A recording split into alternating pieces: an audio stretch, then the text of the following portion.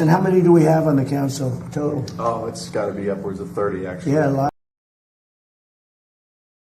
If they weren't really good, we don't allow them. You're going to be really good. Like Gary Player, as an example, he won 168 tournaments over a very average career. You know, think of it. He won 168 tournaments, 18 majors, 9 and 9 senior. He has more championships than anybody, national championships than anybody. And I played with him. He's very proud of it, actually. He played with him on his 90th birthday. He very easily, on a tough course, from 6,800 yards, he very easily shot a 70. And it was the easiest 70. And normally, if you shoot a 70 and you're 90, you'd run around so excited. Gary's like, all right, let's have a little lunch. I think it's the most unexcited human being I've ever seen. Because he's been doing it all his life. He's been winning top 3 in history, in my opinion. I don't think it's my opinion. Just based on the record, Gary is top 3. You have Jack and Tiger and Gary, greatest golfers. So thanks for being here. And as you know, we have the U.S. Open champion. And he won 2 U.S. Opens, but that last one was unbelievable. He hit I think Gary's one of the greatest shots ever hit to win a U.S. Open, certainly. One of the top, they say one of the top 3. I don't know what the other 2 are. But he hit an unbelievable sand shot, sank a 4.5-foot putt, and he won the U.S. Open. And he's been a great golfer from the day he was born, if you believe in genetics, because I do. But he won, he won the U.S. Amateur years ago, and he won it quite easily. But he's a great person and a great friend of mine, Bryson DeChambeau. And thank you, Bryson. And you're very much in charge of this whole operation of the sports. He's so much into physical fitness. All you have to do is take a look at him. And you say, why is he even doing this? Because I think if you didn't work out at all, you'd still look almost like you do right now. But you are doing great. And everybody respects Bryson. He's the longest hitter in golf. And he's straight. And frankly, maybe the best part of his game, Gary, is he's a great putter. Absolutely. You played with him, right? And an asset to the game. And he's a great asset, and he's a great person. And we have, along with the University of Florida's basketball coach, Todd Golden. Todd? Where's Todd? Right here. Todd? Hi, Todd. Great to see you, brother. And what a job. By the way, what a job you've done. I see that. I'm a little busy to watch the games, but I always see your team is right up there. Yeah. You're doing a fantastic job as a young guy. An American hockey hero, T.J. Oshie, who's one of the best hockey players in the world. T.J., it's good to be. Thanks for having me. How's your golf game? The hockey players, Bryson was saying, the hockey players seem to be the best of the athletes. Seem to be the best golfers. You know? It's the greatest game. Yeah, it's great. Fun to play. And he's a good golfer. He's a 3 handicap, maybe better, right? That's very good.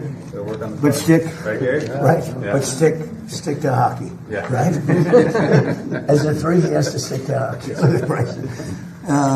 That's great. What a career you've had too at a young age, and professional baseball pitcher Noah Syndergaard, sometimes referred to as Thor, and he looks like Thor to me. That's where is he? It's very hard to make. You look great. And as a man, I wouldn't want to get into a fight with him, I can tell you. That would not be a good situation. This year we celebrate 250th anniversary of our country, and it's our nation's founding. It's a big deal. In addition, we have the World Cup, and which is just now started, and we have the Olympics. I got them both, and I was very proud of myself. I tried to say I got the 250th also, but that didn't work out too well. But I did get both the World Cup and I got the Olympics, and I was very proud of that. But I was very sad actually because I got them in my first term, and I said, "Oh wow, I'm not going to be able to go as president because they were in 6 years, so I wouldn't be president." I thought I'd easily win the election, which, by the way, I did. And unfortunately, bad things happened. It was a rigged election, and I said, well, I'll do it again. I had the ultimate poll. I did so well. And I had the ultimate poll, and we won in a landslide. We won every single swing state. We won the popular vote. We won everything you can win. We won 87% of the counties in the United States. And I ended up with the Olympics, and I ended up with the World Cup. And very importantly, maybe the most important, is we have the 250th anniversary. And on June 14th, we're going to have the UFC, and the biggest fight they've ever done by far. It's the hardest ticket I've ever been involved with. And they're building a 5,000-seat stadium right by the front door of the White House. And then they're going to have anywhere from 75 to 100,000 people on the park right past the White House with 8 tremendous screens. And then we have Roger Penske. So that's Dana White's dream, what that is. It's going to be amazing. And then we have Roger Penske, who's going to have a big championship Indy around the Capitol and the Indy racers. And he's been trying to get it here for 25 years. And he said, I came to Washington exactly 121 times, and I was never able to get it. I came once to see you, and we had it done in a half an hour. And he's fantastic. He's won 20 Indianapolis 500s. Can you believe that? Other, countries, and I say it all the time, I gave him the Presidential Medal of Freedom, like I gave to Gary, too, because of his career. And then Roger, on his 18th, I called him. I said, come on, I want to give you the president. You won 18. Japan, Germany, all these countries, they spend billions and billions of dollars, and they don't, it's very hard for them to win. They don't win very, very much. They spend all that money, and Roger just wins it all the time. So I gave it to him on the 18th win, and since then he's won, that was 4 years ago, since then he's won 2 more. So he's going to be here with the Indy cars, and it's going to be their biggest race maybe ever. And they're going to be circling the Capitol. We have Pennsylvania Avenue closed down, and I said, do you like the course? He said, I love the course. I said, pick the best course.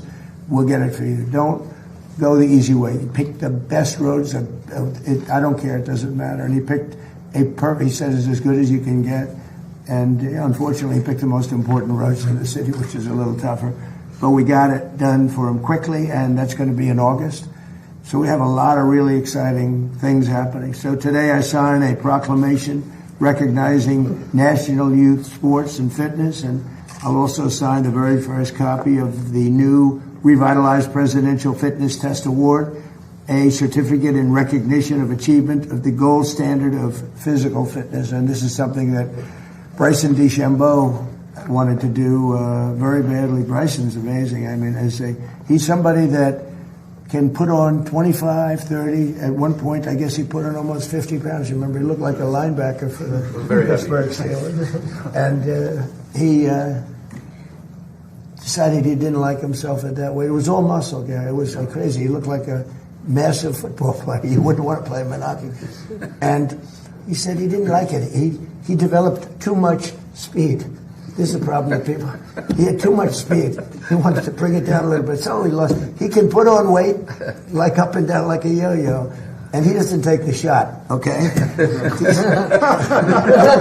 doesn't need the fat shot. I said, do you ever take this shot? He didn't even know what the hell I was talking about. What shot? No, he can put it on. He's a scientist. He's like a scientist with his body. He's a great guy, and he's an absolute champion, so I appreciate it. But Bryson really wanted to bring it back, because we are bringing it back. It's something that's a lot of people, the wrong people probably were involved, I don't know. But this is a group of people that physical fitness is everything. Gary Player, by the way, you talk about golf, but he was always considered in the best shape of anybody. He was long ahead of the rest of the world. Now you see all these guys have a 28-inch waist. They walk down, it's like robots, right? But Gary was always, he was way ahead of everybody else. From the late 1950s until 2013, grade schoolers across the country competed against each other in the presidential fitness test, but others. And then we had the Obama administration. Wonderful, wonderful person. Barack Hussein Obama. Have you heard of him? We had the Obama administration, which phased out this wonderful tradition of physical fitness. Thank you, Barack, very much. Great job. And we're bringing it back. We're bringing it back. My administration's working very hard to defend America's cherished athletic traditions and pass our values of excellence and competitiveness to the next generation. So important.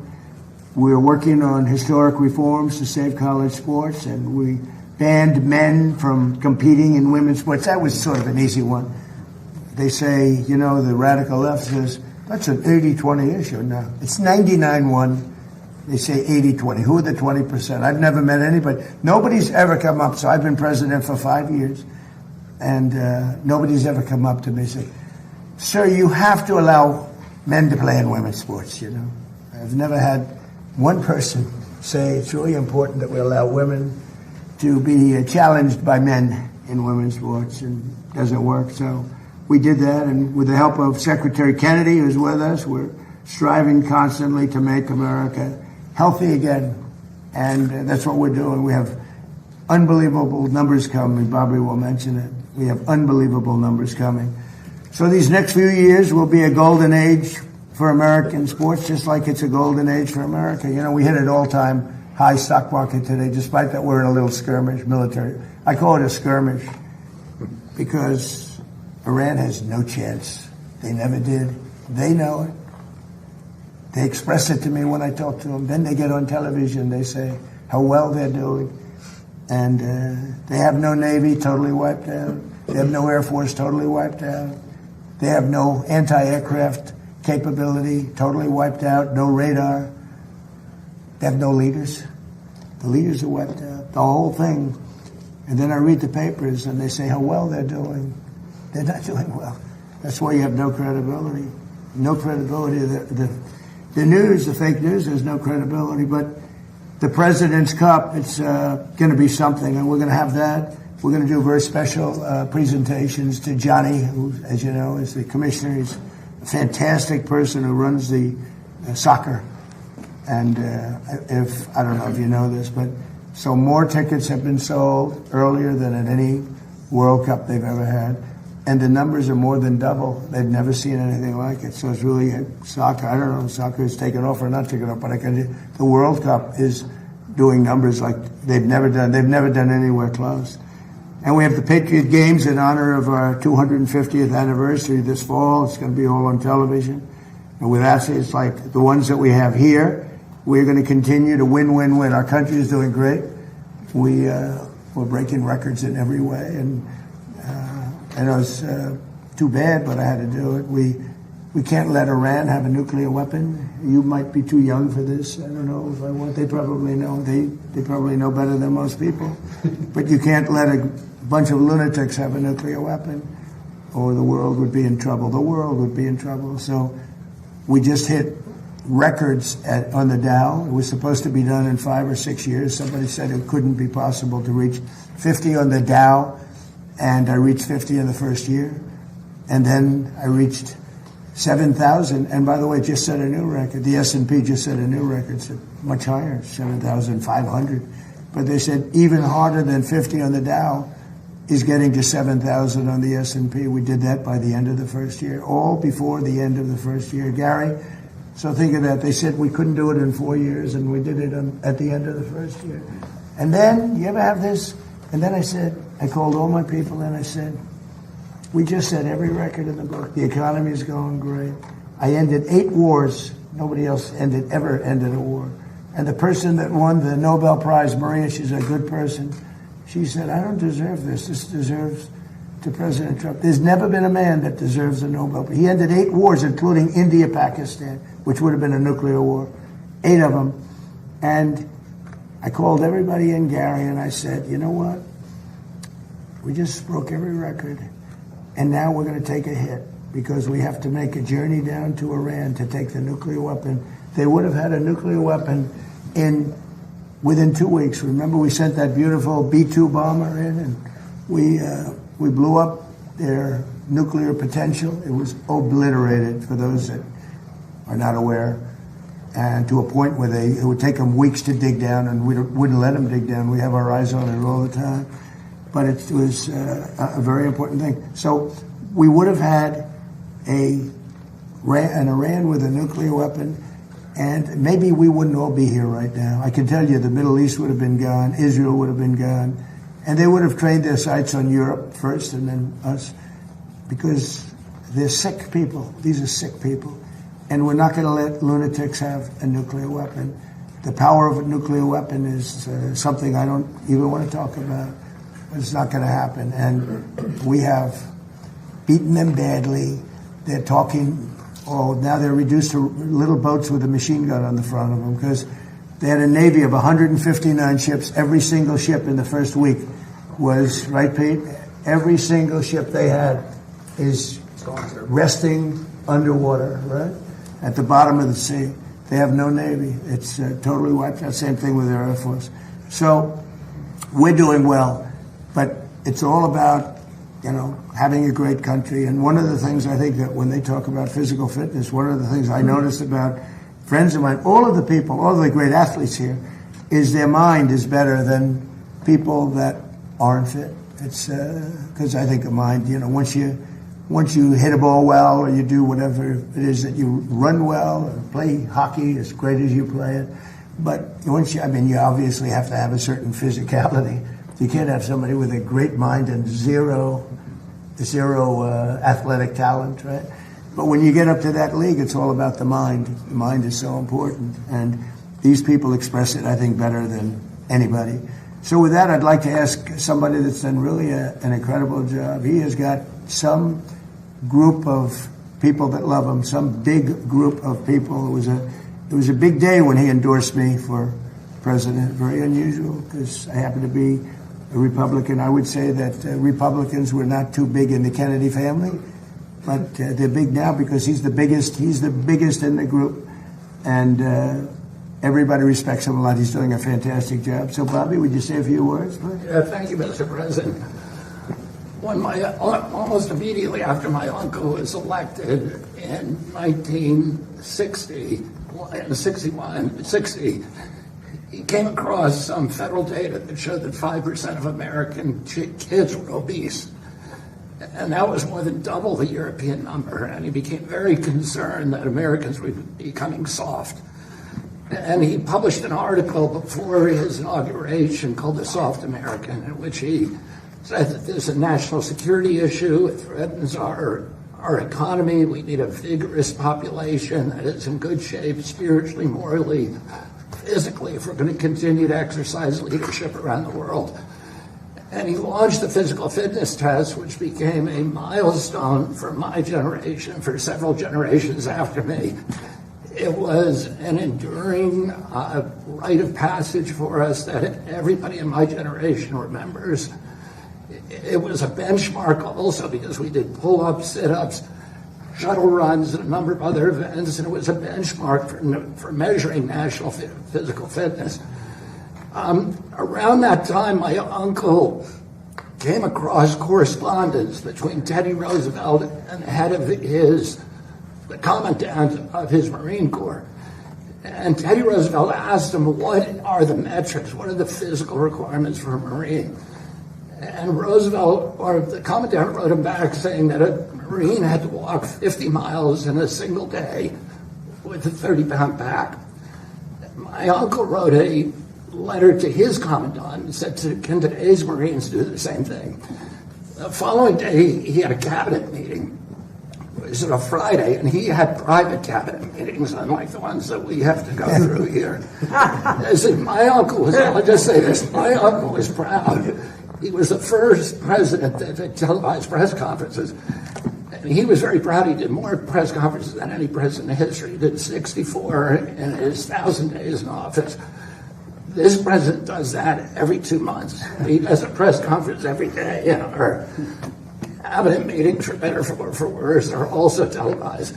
But it's the most transparent administration we've ever seen, the most successful administration in history.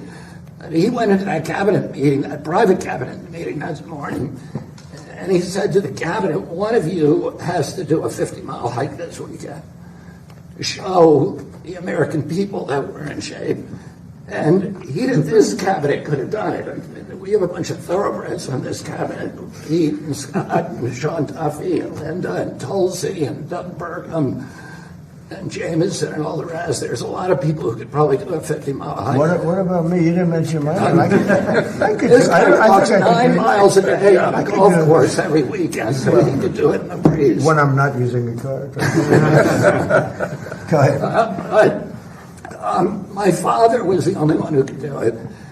And he went into the Justice Department that night, and he had a bunch of guys in the Justice Department who were former Marines who had gone to Harvard on the GI Bill and played on the same football team, and he hired them all when he came to the Justice Department. He said, "You guys are going on a 50-mile hike with me tomorrow." And they got up at 4 a.m. and they started on the C&O Canal towpath, which was frozen. It was the middle of winter. And they were going to walk to Camp David. One by one, they each dropped out. My father was the only one who made it. The last guy to drop out was his best friend, whose name was Dave Hackett. And Dave Hackett's legs had swollen up, and he said, "I got to quit." And my father said, "You're lucky your brother's not the President of the United States," because the press was following, and there was no way that my father could quit. And I was at Camp David that night and watched him come in. His feet were bleeding. They were covered with blisters. But it was part of the message that President Kennedy wanted to send the American people. That if we were going to maintain our national authority, our international leadership, our moral authority as a nation, that we had to pay attention to our physical condition. And the physical fitness test was a critical part of that. And I think it's very unfortunate that President Obama and President Biden abandoned it. They said competition is not good for kids, which is not true. But if we're going to be competitive internationally, we need to be competitive with each other. We need to teach people how to win and how to lose and how to process victory and defeat. And today, since that time, the presidency has presided over the worst public health crisis in history. We're now the sickest nation in the world. We've gone from 5% of our kids being obese to 20%. 70% of adults are obese or overweight, and 77% of our children cannot qualify for military service.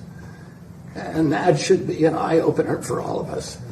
And I'm so grateful to President Trump for his leadership and his vision of reinstituting the physical fitness test and challenging Americans to compete with each other in a friendly, congenial way, and to help each other get in shape so that we can prepare for a great future that this administration is going to provide for this country.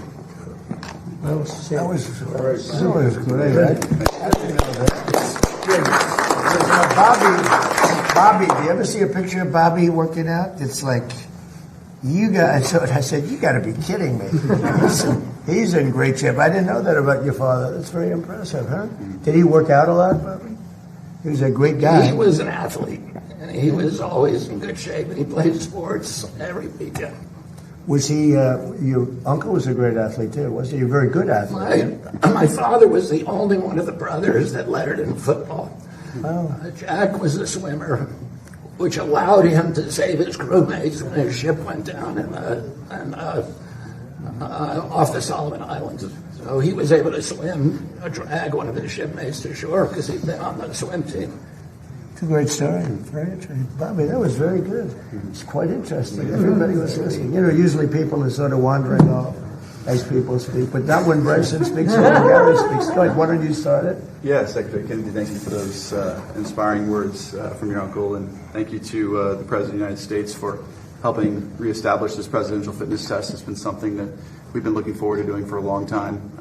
Since 2013, I remember going through the presidential fitness test as a kid and getting that award, and it was quite an honor. So being up here and a part of that is quite instrumental and going to be amazing for our nation's future.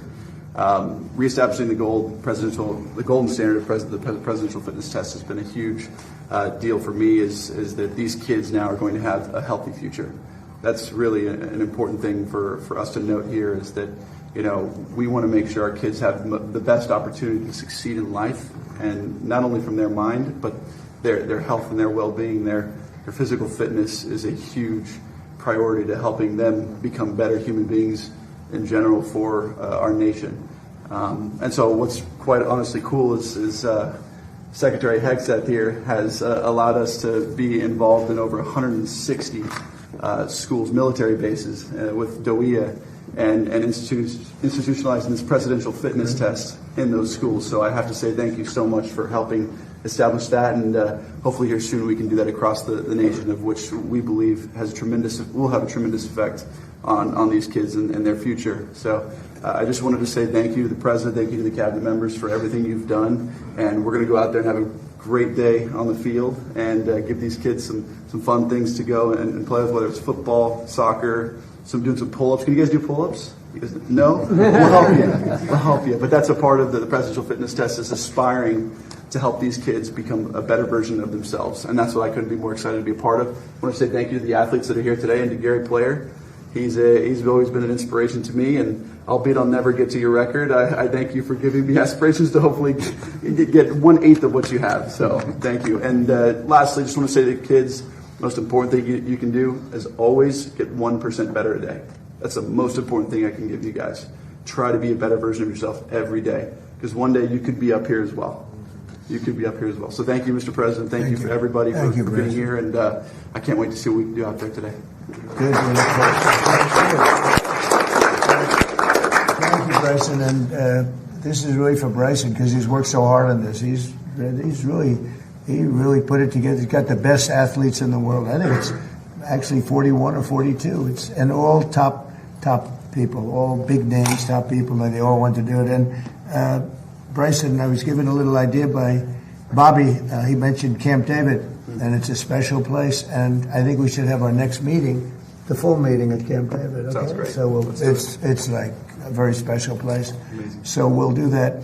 I'd love to have Gary say a few words. He's won 168 tournaments. Think of it. That means you won every weekend. I say, well, when did you not win? It's a record, I think, that will never be broken. And he won 18 majors, 9 senior and 9 regular, and many other things. And he is a very special guy. And, you know, if you think about the power of positive thinking, I don't know if Gary has the time, but he is the youngest winner of the British Open, what they call now the Open Championship. And he won it when he was 23, I think, Gary, right? 23. Yeah. If you want, you could tell that story, because these are all people that love sports and they love golf. But the way you asked, you'd like to practice. My name's Gary Player. I'm from South Africa. You're not giving me the time to practice. I must practice on this course. And the people thought, who is this? He said, you don't understand. I'm going to win this tournament. They never heard of him. He came out of South Africa. He was winning everything. He won the South African Open like 14 times or something. It's incredible. But if you want to tell that story, I think it's a fabulous story. But as a man with a powerful, it's really the power of positive thinking. Go ahead, Gary. Well, Mr. President, first of all, thank you very much for having us and hosting this today. I've been around almost every president for the last 65 years. And I've never seen a president that loves this country as much. They all did. And they all did great works. But I've never seen a president that loves the country as much as you do. And I say thank you, because I've traveled more miles than any human being before without being repetitive. And I've never seen a country like this. The freedom that exists, which is so important to all of us. And you know, sport can change the world. It can give people a chance that don't have any hope. It can give them hope, as we've seen. Many people with little education have become world champions. Only in America have you got that opportunity. And the other thing is, to Mr. Kennedy, who I have absolute utmost respect for. You know, my great dream now, I'm finished with tournament golf. My great dream is for the youth of America. The youth of a nation are the trustees of posterity. These are the people that are going to be the future champions. And when I talk, I always talk about the importance of fitness. It's so important. Please, can we bring it back in the schools? And as Senator Kennedy has so aptly said, to eat properly. This is so important, what you put in your body. And the big thing that I wish, and I pray every day, and wherever I talk, and I do a lot of talking, I say to the young people, just love this country, because you don't realize what's going on around the world. Even the students of the great universities of America really don't understand what's happening around the world today. There is a silent war taking place against America today. And what we've got to do is make these kids realize that freedom and exercise and education, start reading some books. Yes, keep your phone, but also read some good books.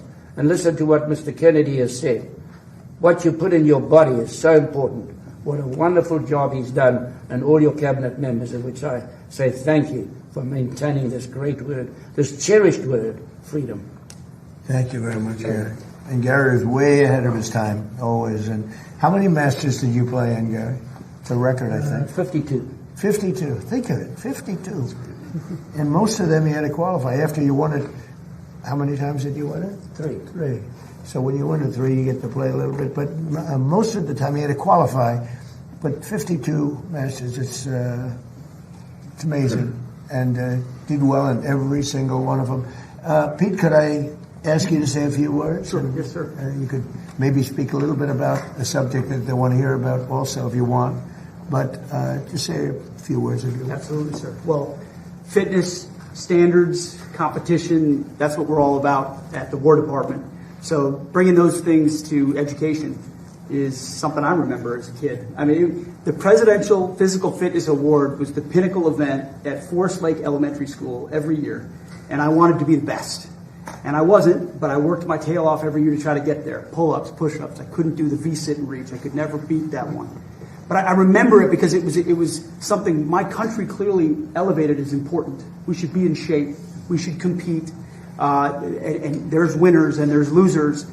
That we need to infuse into our young people. And obviously it takes young people to run a military. And as the Secretary pointed out, almost 3/4 of American young people do not qualify for military service. And a lot of that has to do with their physical fitness.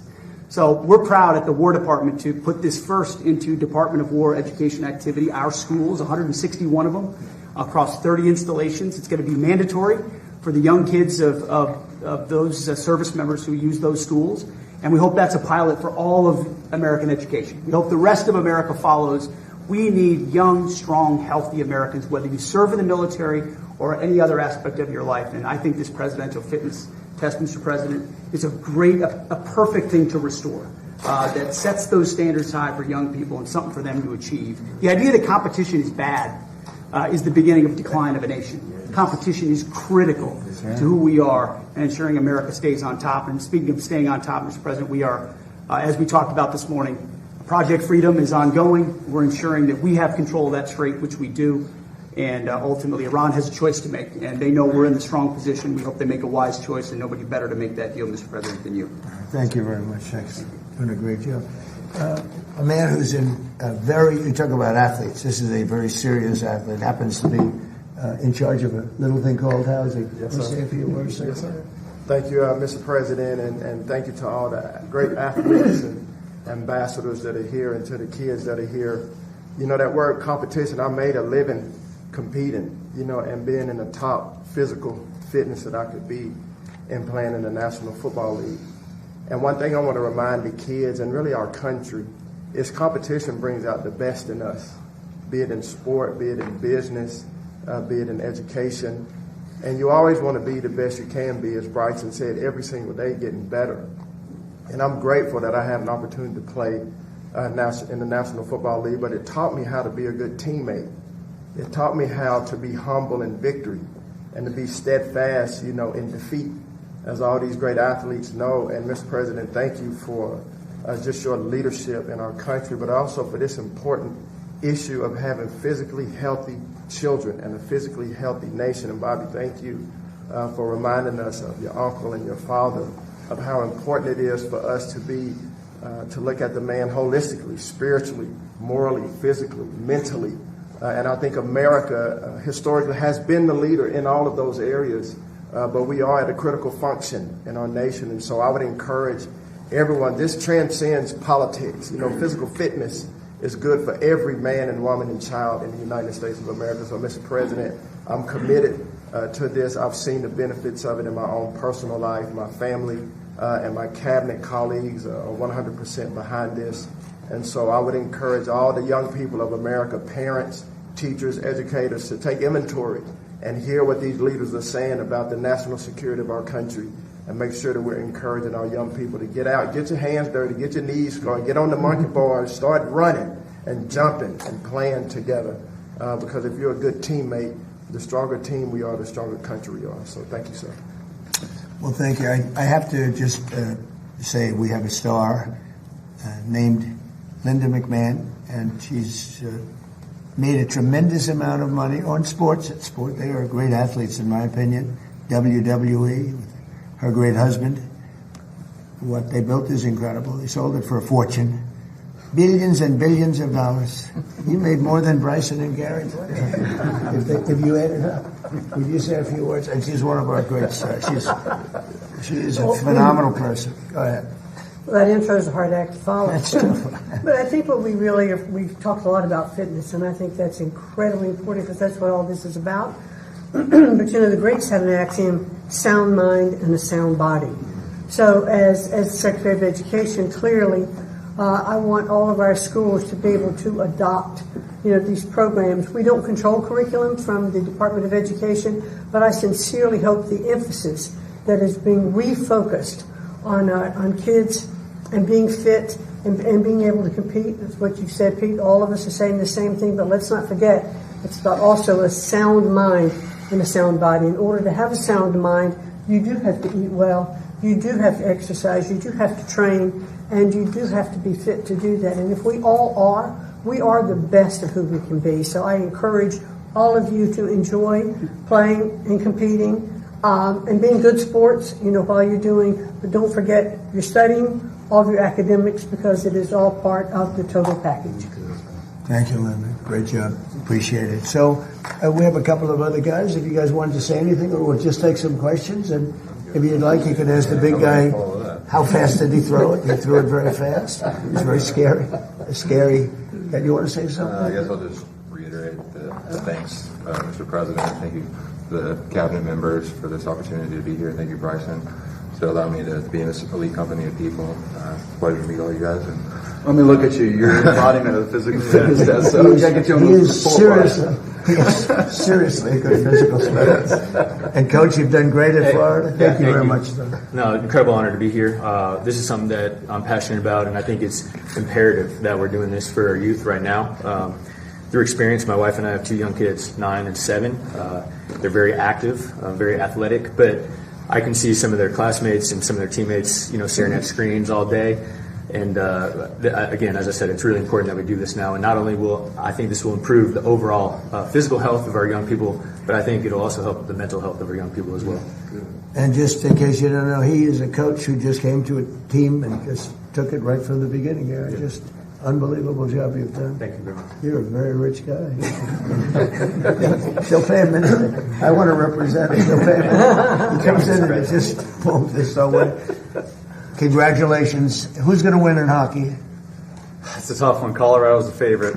I like Minnesota, though. All right, we're going to watch, okay? Yeah, it'll be We're good. going to watch. Great job. Thank you. Great job you've done. Thank you. And we're going to go outside. Did you want to ask a few questions of any of the people here? Please. Can I ask you about Iran, Mr. President? Yes. They've fired at U.S. ships several times in the last 24 hours. What do they need to do to violate the ceasefire? Well, you'll find out because I'll let you know. They know what to do and they know what to do. They know what not to do, more importantly, actually. And, they fired them in little boats with pea shooters, the pea shooters, little boat with why? Because they don't have any boats anymore. Their Navy is comprised of, they call them little boats. Fast Right? boats or little boats. And they're fast, They're so fast that they had 8 of them and they're all gone. And they're fast, but they're not fast like a missile. A missile is slightly faster. They're all gone, so they're looking around for little boats to try and compete with our great Navy. We have a Navy that's unbelievable. We set up a blockade, as you know very well. Not one ship. A couple tried, and they got their engine shut out. You remember? I think it was it was a great display. A ship wanted to go through, break the blockade. They were warned not to. And then they were warned again by a young Annapolis captain of the ship with a great look, central casting. These people are central casting, I'll tell you. And he said, don't do it. Then he said, evacuate your engine room with this unbelievable loudspeaker that goes over water. He said, you have 10 seconds. And then from 4 miles with one bullet, it went right into the engine. And Gary, the ship stopped very quickly. They hit the engine with one shot. It wasn't a missile. They don't want to waste a missile on it. It's too easy. And we had another one at 2000, one of the biggest ships in the world. They were warned. And he said, go back now. Go back right now. You will be shot at within 10 seconds. Yes, yes, I am going back to Iran. I am going back. And that was the end of that, right? He went. It took him 10 miles the ship was so big, but they respect us. They didn't used to respect us, but they respect us more than we've ever been respected. Our country now is the hottest country anywhere in the world. We had a country that was dead when we had that group of people that ran this country with their open borders, letting anybody come in from the Congo, from countries all over the world. They came in from prisons and mental institutions. We had a country that would have been a dead, if they won the election, this country would have been a dead country. Now we have the hottest country anywhere in the world. Go ahead. Thank you, Mr. President. You said recently that if Iranians were armed, they could take over their regime. Do you plan to arm them soon? Well, I don't want to say that, but yeah, I mean, people say, why aren't they protesting? They want to protest, but they don't have any guns. So you could have 200,000 people protesting and have 5 or 6 sick people with guns. And when they start shooting them right between the eyes, and you see a guy fall and another one fall, and you have no guns, very few people would be able to stand there and do it. I mean, I understand. I tell them not to.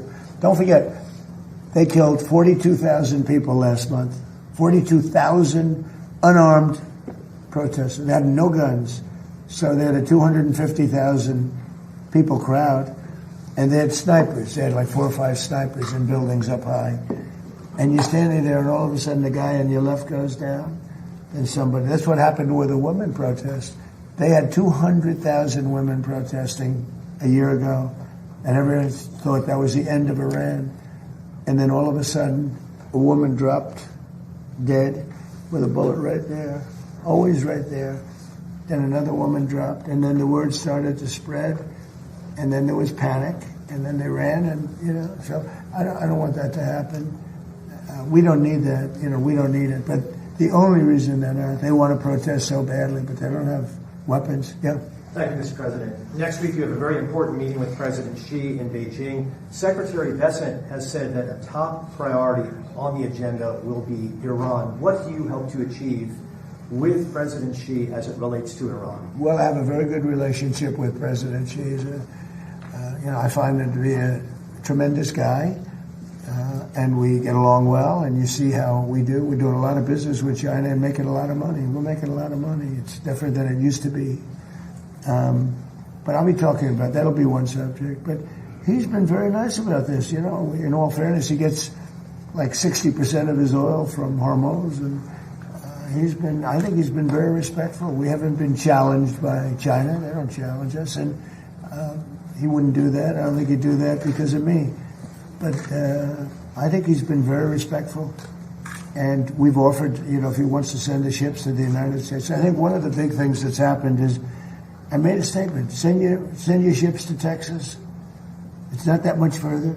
Send your ships to Louisiana. Send your ships to Alaska. Alaska is actually very close to a lot of the Asian countries. People don't realize it. Japan is back and forth. It's like. It doesn't seem it, but it's a very short route, 2 days shorter than almost any other route. We're making tremendous big deals with South Korea and with Japan. But I said, send your ships. All of a sudden, I don't know if you saw the graph today. This is Space Force, which I created. Space Force has, they just sent out some photos of the ships that are lined up all the way down the ocean like it's a highway. It looks like the Long Island Expressway for ships. And they're all heading to Texas, Louisiana. We've made up this list, and that's why when I decided that I have to do this for the good of the world, not just the United States, in a way, we would have been in less trouble than a lot of other places. Certainly the Middle East would have been blown up. There wouldn't be a Middle East anymore. They would have taken over the Middle East. Now they're trying to survive, and they won't be successful unless they make a deal. Oh, if they don't make a deal, they won't be successful. It'll go very quickly and methodically, believe me, it'll be very easy. But we have so many alternatives. It's amazing. And nobody knew this, because as an example, Japan got 90% of their oil, most of their energy, but most of their oil from the Hormuz Strait. South Korea got 43% of it. By the way, their ship was shot at. They were not in the cavalcade of ships.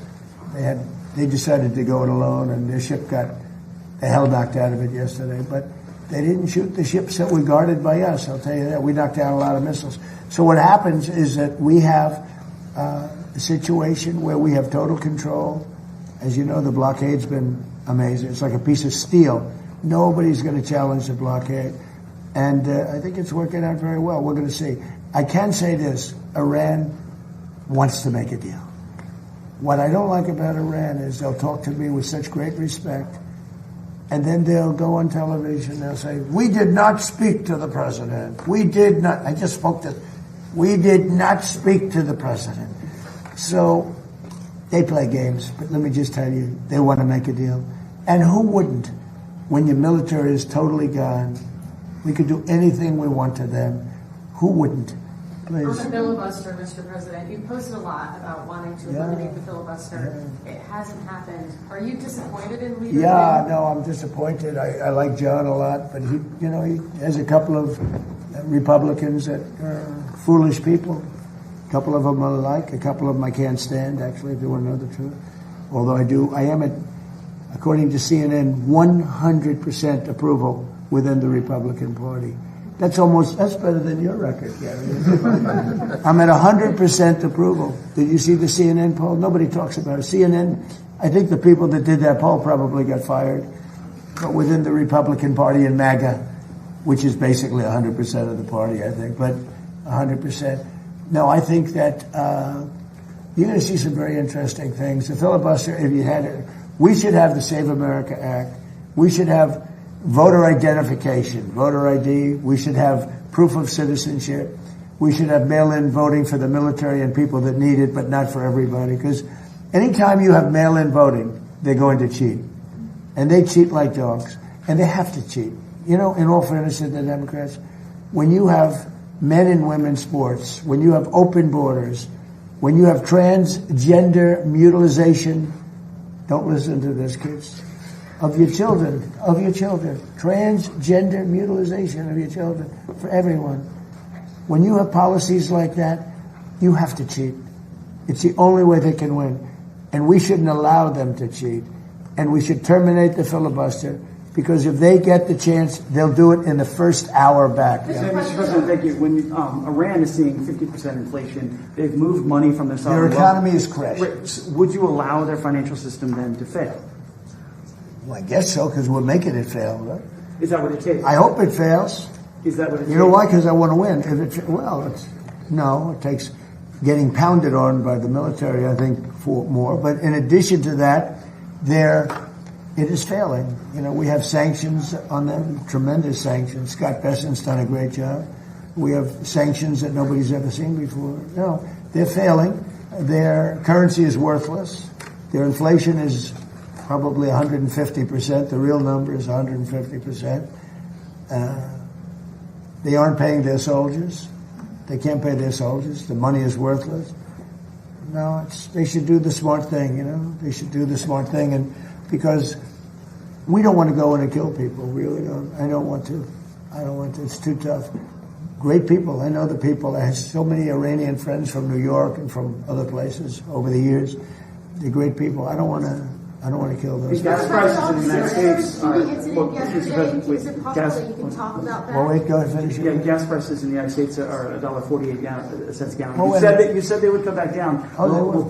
They'll drop lower than they were before. Will Project Freedom, supporting those ships, make that happen? Well, it will, because so people don't realize some of these tankers hold 2 million barrels. One of them holds 4. I think it's the largest one in the world. That sucker is big. I've never seen anything like it. A ship, it's bigger than aircraft carriers. And, it has a big impact. It's so much. You know, there are like 400 ships in there. 400. That in itself. Now, the best is when it ends and just neutralizes. But what's happening is people are learning to buy oil from the United States. I mean, they're making the trip, and they have safer. Probably it's a better product, too, by the way. But they're learning to buy, they're changing their habits. So when I did this, I thought the market would go down 25%. And I thought that was a great deal if it did. If it went down 25%, I was satisfied. I said, because we cannot let these people have a nuclear weapon. They'll use it. We can't. I also thought oil would go up to 200, 250, maybe 300. And I knew it would be short term, but I thought it would go. I looked today, it's like at 102. And that's a very small price to pay for getting rid of a nuclear weapon from people that are really mentally deranged. Yeah. President, just on politics. The world is like, by the way, other presidents should have done this. 47 years they've been toying with these stupid people. In many cases, stupid people.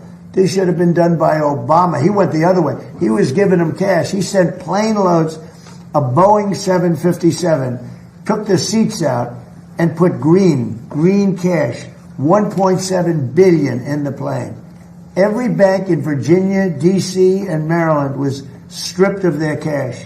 They took out all the cash from the banks. They put it into a plane, a Boeing 757 packed with cash, and they flew it to Iran, and they let these guys just, I don't know what the hell they did with it, but they took it and then gave them billions and billions of dollars and bribed them basically to be friends. And after giving them tens of billions of dollars, they screwed Obama, okay? That's not the way we play. No, we do it the old-fashioned way. And they should wave. They're very proud. Maybe you won't see a white flag, but essentially that's already what they are. They should wave the white flag of surrender. In hockey, they say, uncle, right? When are they gonna cry uncle? But, and they have another expression. If this were a fight, they would stop it. But you know, we have to go out and we have to do it. And it's very sad to see. Even shooting those boats, they've got 3-4 guys. They got a little machine gun in front. They're shooting at one of our ships that's meant for it. It bounces, they don't even know they're being shot at. And then they take it out with an Apache helicopter in about 2 seconds. They go, Apache ship, northwest 10 degrees. Turns around, boom. I don't like that, you know? You lose people. All these people, it's so unnecessary. It's so unnecessary. One thing we have the greatest military in the world. I built it because I built it in my first term. I didn't think I'd be using it at least so much in my second term. But we have the greatest military, the best equipment in the world.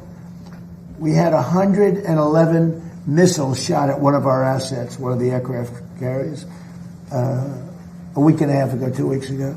Think of this, 111 sophisticated missiles shot at one of our aircraft carriers.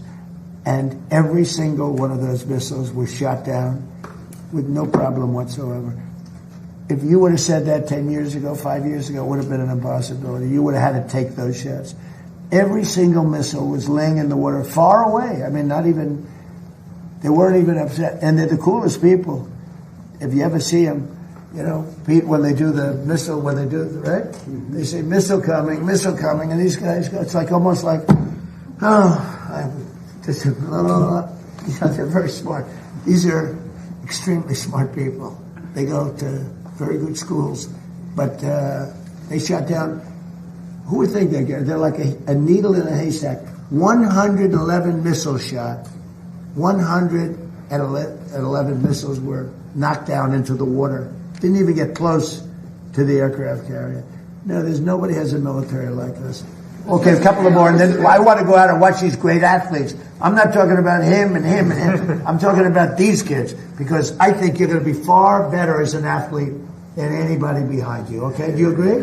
I think you're going to be a better athlete. What sport do you play? I play football. Oh. Thank you, Cole. Do you think you're going to be better than him? You'll be faster. You're going to be so much faster than him. He's going to be like lightning. He was known for his speed, by the way. I don't know. I think pretty good. What sport do you play? I don't play sport because my mom didn't sign me up, but I'm trying to play gymnastics. Gymnastics? Oh, wow. That's a good sport. It's a great sport. What do you play? I do dance, but I also do volleyball. Oh, nice. Hey, nice and tall, but a volleyball player. What about you? Look at this guy, he's a big guy. Me, I'm doing football right now, and next year I'm going to be trying to do powerlifting. Oh, whoa. Yes, Whoa. sir. All right, let's go. Whoa. That's awesome. And you'll never compete against women in powerlifting. No, sir.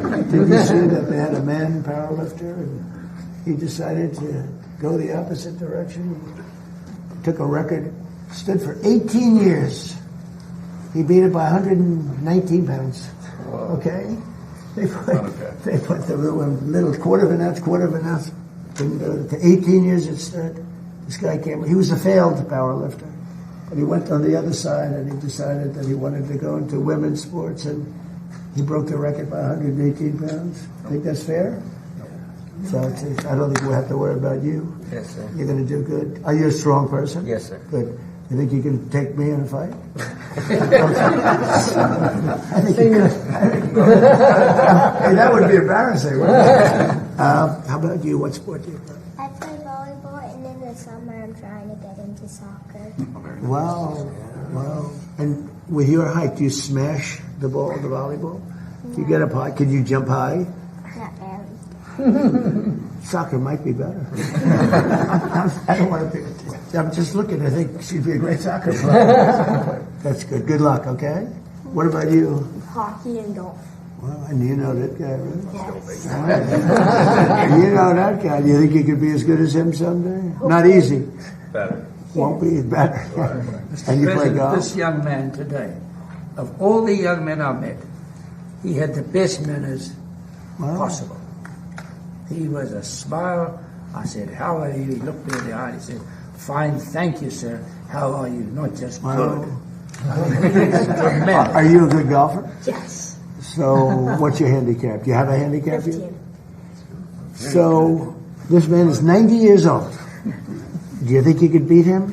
I'm betting on Gary. I'm betting on Gary. You will. Hey, you know what else? And he doesn't choke. That's a big deal. You know, a lot of guys can play, but the flag goes up and bad things happen. And I think being in good shape helps you in that respect too, Gary. You see, if it wasn't a cherished table, this is very historic. I could get on this table and do 50 push-ups like that.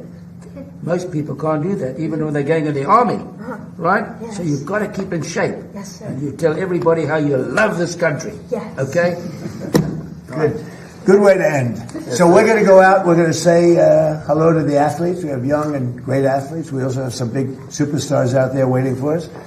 And thank you very much. And Bryson, thank you very much. You really took this and brought it to a level. And it's true. Biden and President Obama decided that it wasn't important, and they're so wrong. Thank you very much, everybody. Thank you, President. Thank you, President. Thank you, President. Thank you, President. Thank you, So terrible. Thank you, President.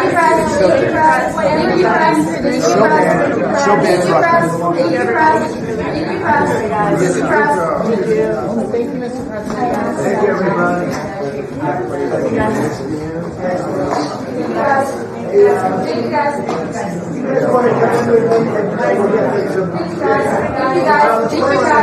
you, guys. Come on in, Gary. Come on in. Kids, you come on.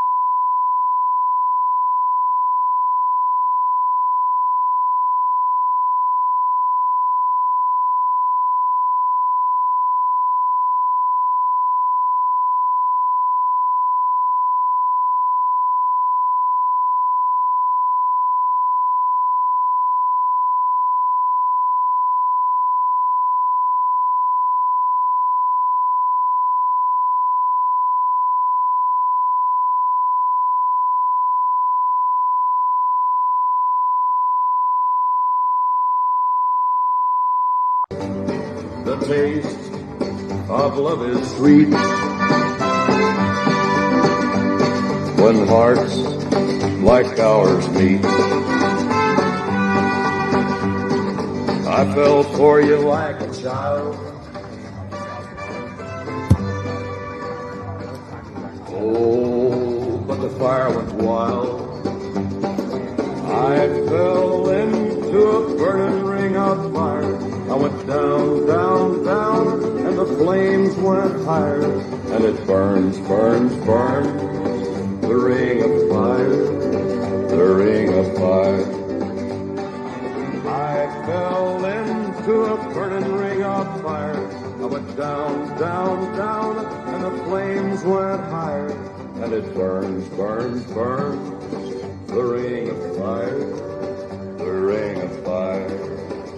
And it burns, burns, burns, the ring of fire, the ring of fire, the ring of fire, the ring of fire.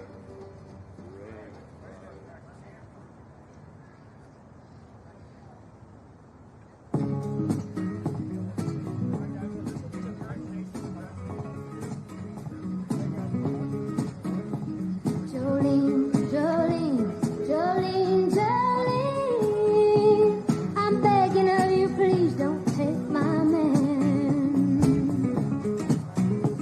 Jolene, Jolene, Jolene, Jolene, please don't take him just because you can. Your beauty is beyond compare, with flaming locks of auburn hair, with ivory skin and eyes of emerald green. Your smile is like a breath of spring, your voice is soft like summer rain, and I cannot compete with you, Jolene. He talks about you in his sleep, and there's nothing I can do to keep from crying when he calls your name, Jolene. And I can easily understand how you could easily take my man, but you don't know what he means to me, Jolene. Jolene, Jolene, Jolene, Jolene, I'm begging of you, please don't take my man. Jolene, Jolene, Jolene, Jolene, please don't take him just because you can. I don't know if that means he's gonna have some. He's the only one.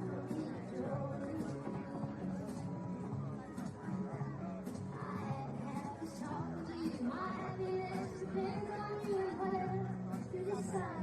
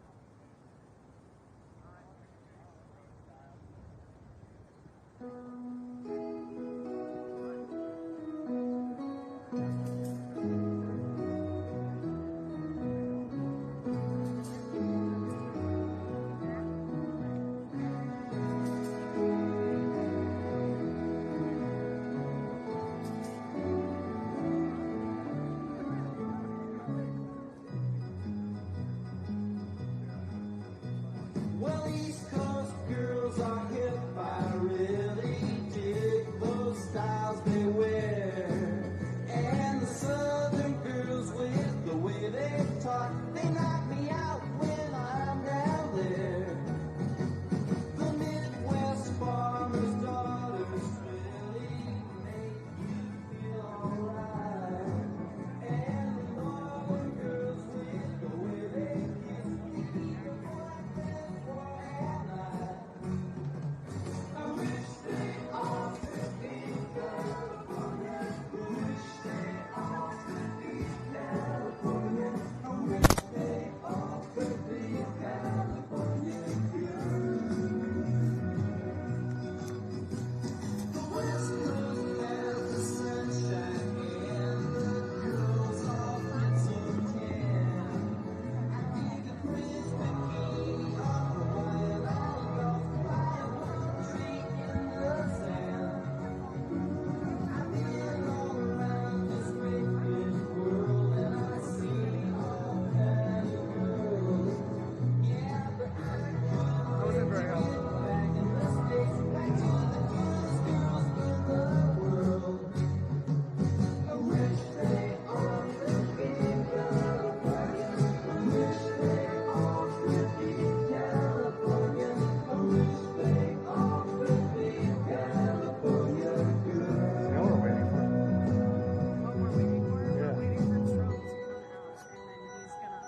I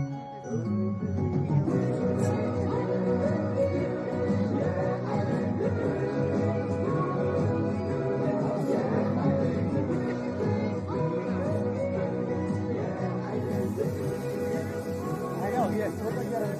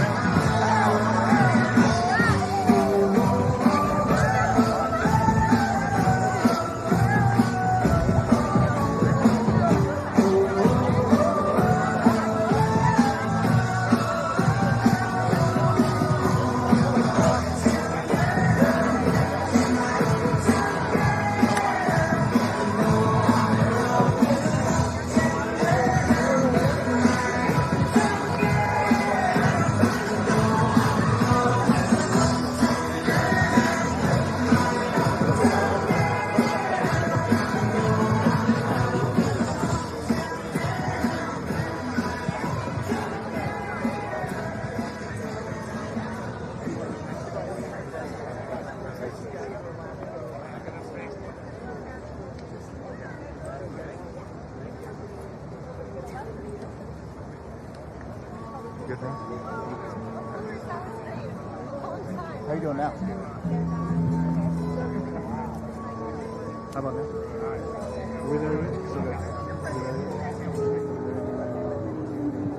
Here comes the sun.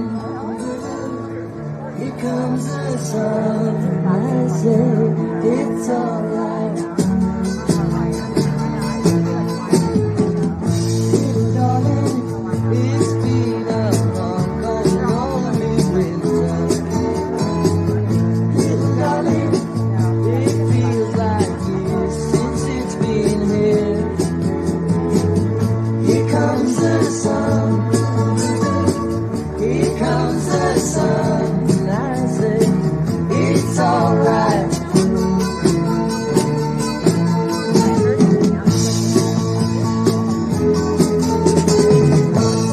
Darling, the smiles returning to the faces. Darling, it seems like years since it's been here.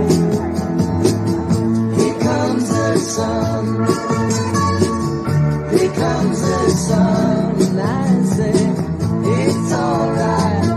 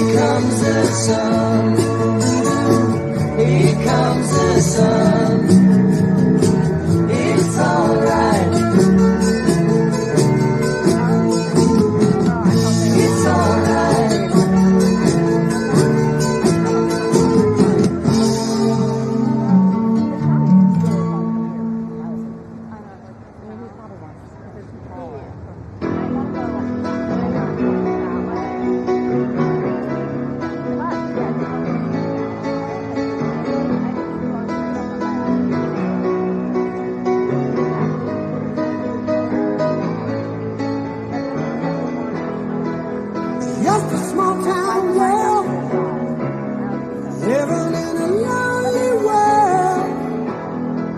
He took the midnight train going anywhere. Just a city boy, born and raised in self-control. He took the midnight train going anywhere.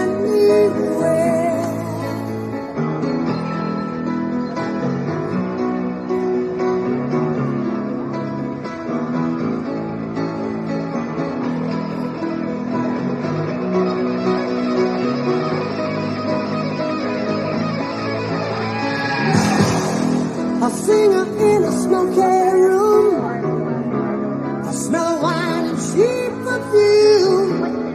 For a smile they can share the night. It goes on and on and on and on.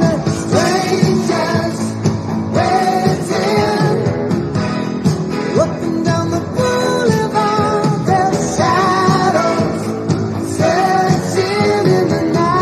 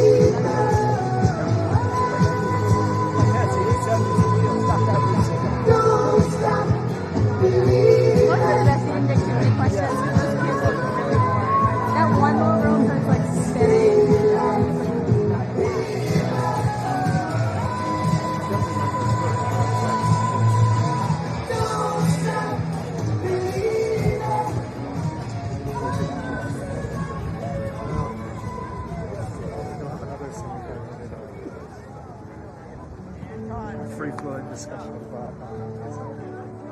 Bring it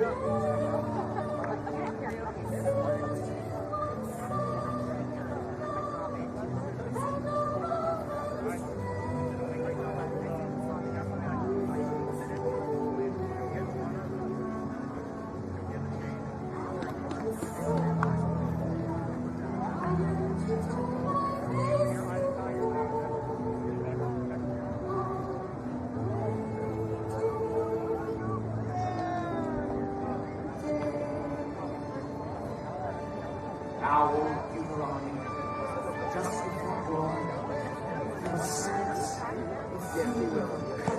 No, sorry. I'm not society will now be reborn gentlemen.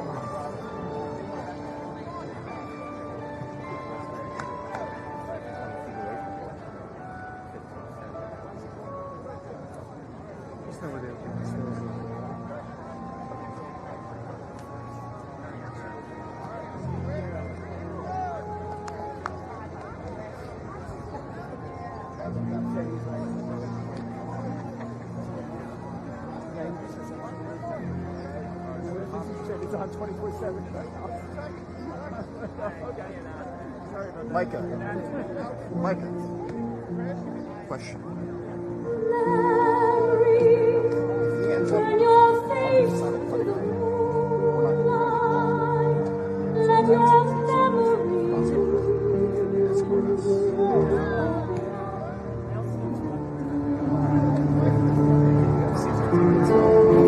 find the meaning of what's in the song.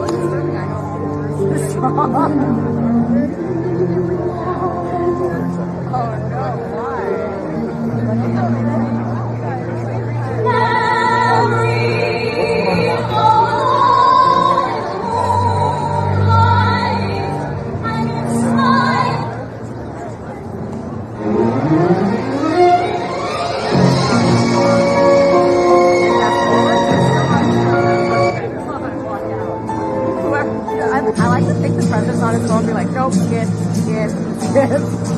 I really, really want that to be done.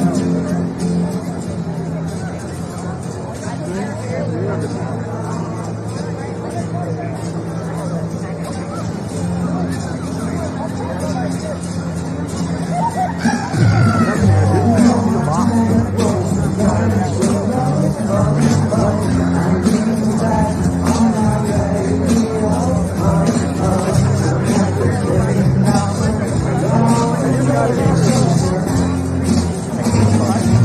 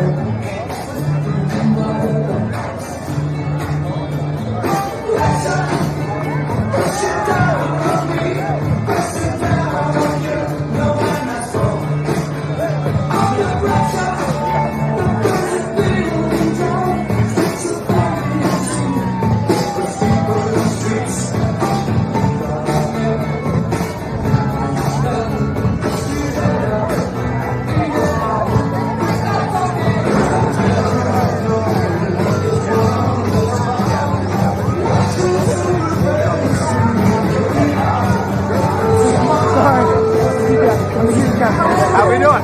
Let's go. No, I should. I know. Yeah, trust me, I am too.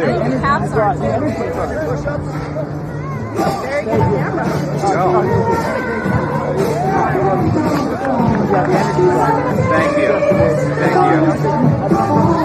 Okay, well, I appreciate that. I enjoyed my time here. Okay. Now, yeah. Let's go. Where are you living at? Are you over in Chevy Chase? Okay. Yeah. Okay. Let's go. I love it. Honestly, we missed being here. All winter, we were like, shoot. Like, it's cold, it's dark. You haven't seen the sun in like a month and a half.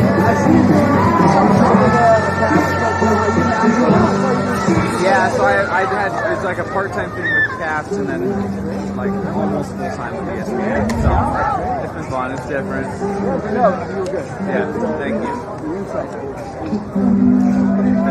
Honestly, like, the first time I got here, like my leg was shaking so bad. Like I couldn't even speak. I was like blacked out every time. Yeah, well, it feels like it, but no, it's fun. Yeah.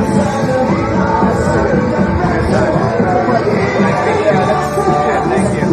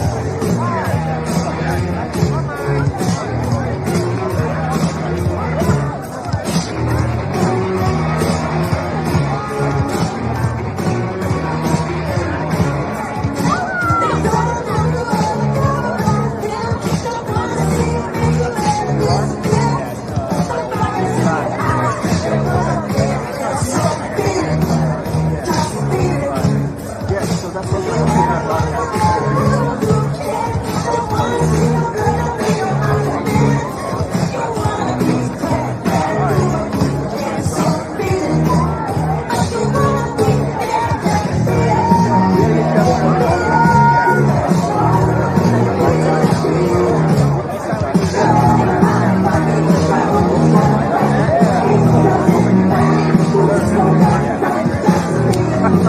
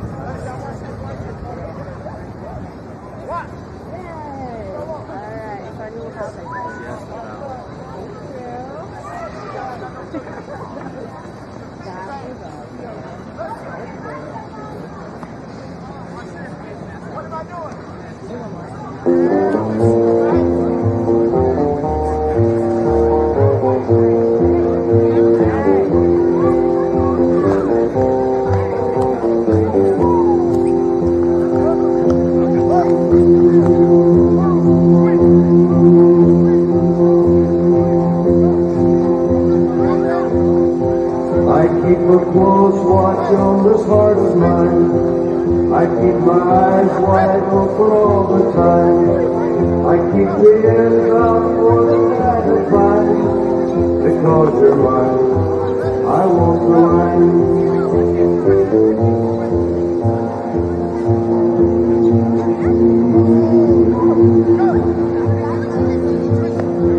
I find it very, very easy to be true. I find myself alone when each day is through. Yes, I'll admit that I'm a fool for you. Because you're mine, I walk the line.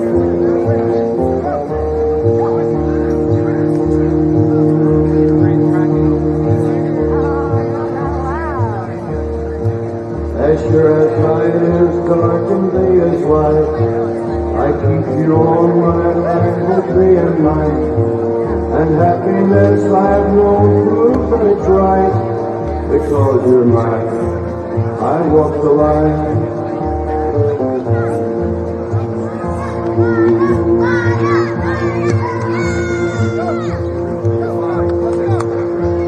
You've got a way to keep me on your side.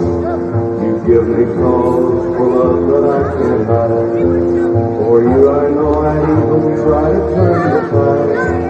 Because you're mine, I walk the line.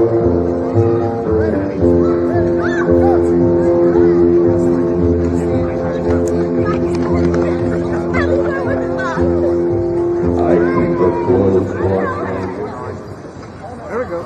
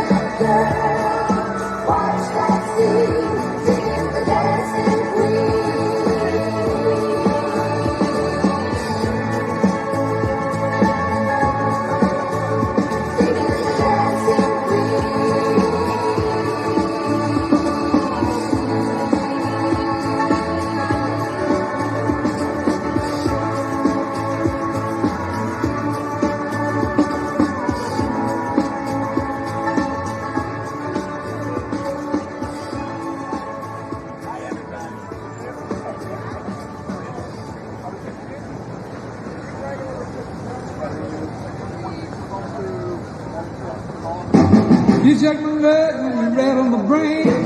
Then about your love drives a man insane. You broke my will, but what a thrill. Couldn't it rain? Whip all the fire. I let you love, all the thought it was funny. But you came along and moved me, honey. I changed my mind, love is fine. Couldn't it rain? And whip all the fire. Kiss me, baby. Ooh, it feels good. Oh, baby, yeah, you gotta let me love you like I love the should. You're fine, so kind. I'm up there to swirl at your mind. Shoot my neck, I twiddle my thumb. I'm getting nervous, honey, but it sure is fun. Come on, babe, that drives me crazy. Goodness me, you grip all the fire.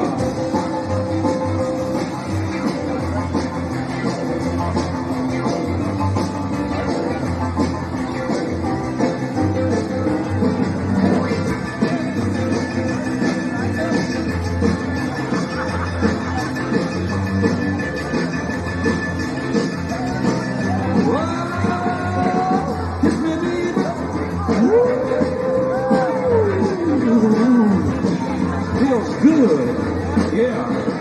Let me love you like I love the should. You're fine, so kind. I'm up there to swirl at your mind.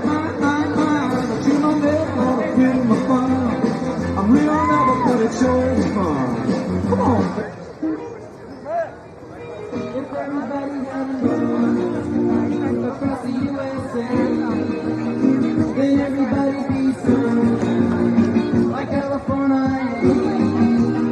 You see them wearing their baggies, Warachi sandals too, a bushy blonde hair, surfing USA.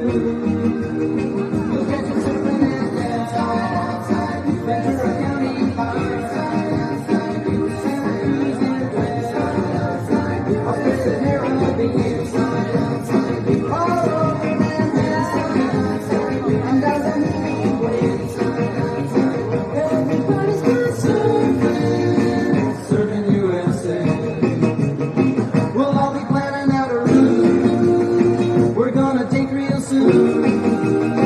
We're waxing down our surfboard. We can't wait for June. We'll all be gone for the summer. We're on safari to stay. Tell the teacher we're surfing USA. Pacific Palisades.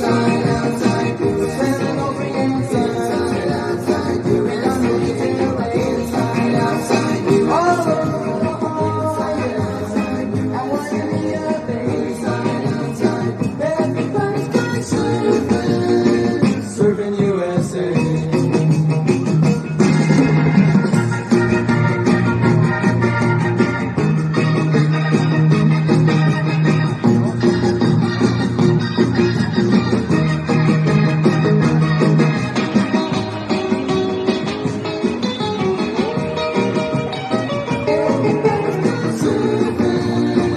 Surfing USA. Surfing USA.